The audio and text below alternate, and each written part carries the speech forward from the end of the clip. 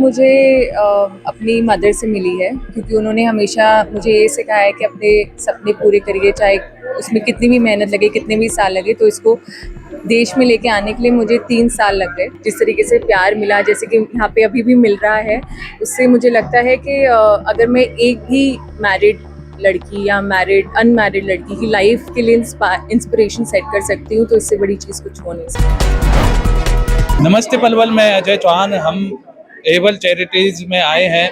प्रेम खुल्लर जी काफ़ी दिनों से यहाँ सेवा दे रहे हैं अनाथ बच्चियों के लिए।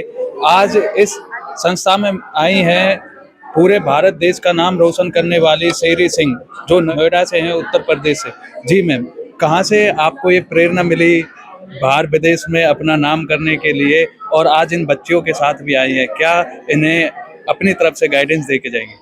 प्रेरणा तो मुझे अपनी मदर से मिली है, क्योंकि उन्होंने हमेशा मुझे ये सिखाया है कि अपने सपने पूरे करिए, चाहे उसमें कितनी भी मेहनत लगे, कितने भी साल लगे। तो इसको देश में लेके आने के लिए मुझे 3 साल लग गए।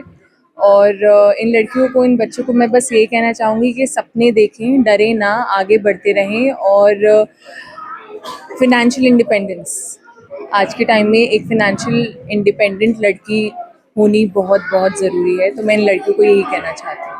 जी मैम, आप कह रही थी कि हम गुर्जर कम्युनिटी से हैं, यहाँ पे रिस्ट्रिक्शन ज़्यादा रहती है, और ये जो एरिया है देहाती एरिया माना जाता है। इसमें लड़कियों को 12वीं के बाद या जो +2 होती है उसके बाद शादी कर दी जाती है। इसको तोड़कर कैसे आप वहाँ पहुँची?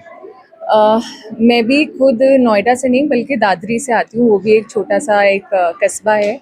और यहाँ पे मुझे ब्लेसिंग रही कि मेरे पेरेंट्स ने मुझे रोक टोक नहीं लगाई। और जैसे कि हमारी कम्युनिटी में होता है कि जल्दी शादी करी जाती है, बच्चों को, लड़कियों को स्पेशली आगे पढ़ने के लिए ज़्यादा इंस्पायर नहीं करा जाता है, बल्कि वो जो पैसे हैं दहेज देने के लिए रखे जाते हैं। हम इकट्ठा करते हैं, पढ़ाई में लगा के क्या करेंगे, बच्ची को अच्छा दहेज दे देंगे।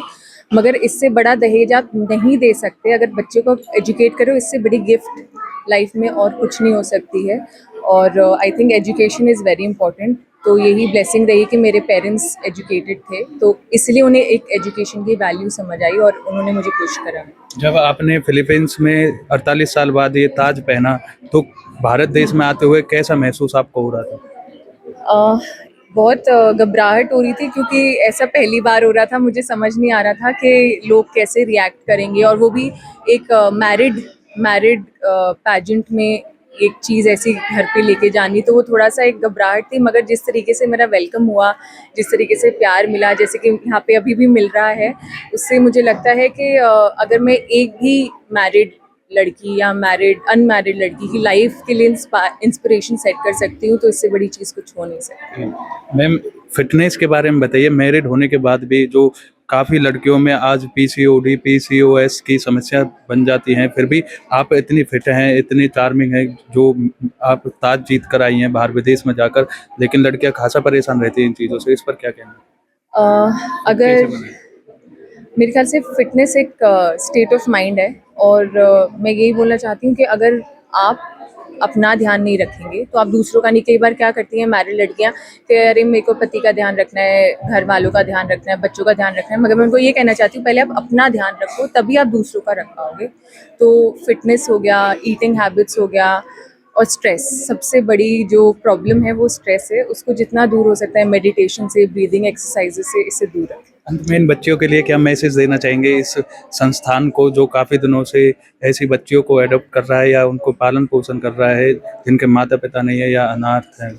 पहली बार तो हैट्स ऑफ टू सर, जो इतना अमेजिंग इनिशिएटिव कि एक ही जगह पे बच्चों को सब कुछ मिल रहा है, रहने के लिए, खाना खाने के लिए, वो भी ऑर्गेनिक खाना, खुद के मतलब काउज हैं, बफलोज हैं, उनका मिल्क मिल रहा है, सब कुछ नेचुरल यहाँ पे मिल रहा है। ऐसा सेटअप मेरे नॉलेज में तो पहली बार आया है, जहाँ बच्चों को एक ही जगह सब कुछ इकट्ठा प्रोवाइड किया जा रहा है। And it is sir N amazing initiative. And sir 30 साल से ये कर रहे हैं। एंड आई विश कि मैं इससे और पहले से जुड़ पाती, मगर इट्स नेवर टू लेट। और it's an amazing initiative sir. All thanks to sir. धन्यवाद जी हमसे बात करने के थैंक लिए। यू। मिस यूनिवर्स हमारे साथ मौजूद थी, जिन्होंने इन बच्चियों के लिए प्रेरणा की बात कही कि बच्चियों को आगे बढ़ना चाहिए, पढ़ाई लिखाई ही मेन उद्देश्य उनका रहना। तो पेज को लाइक और फॉलो जरूर करें और ज्यादा से ज्यादा शेयर करें।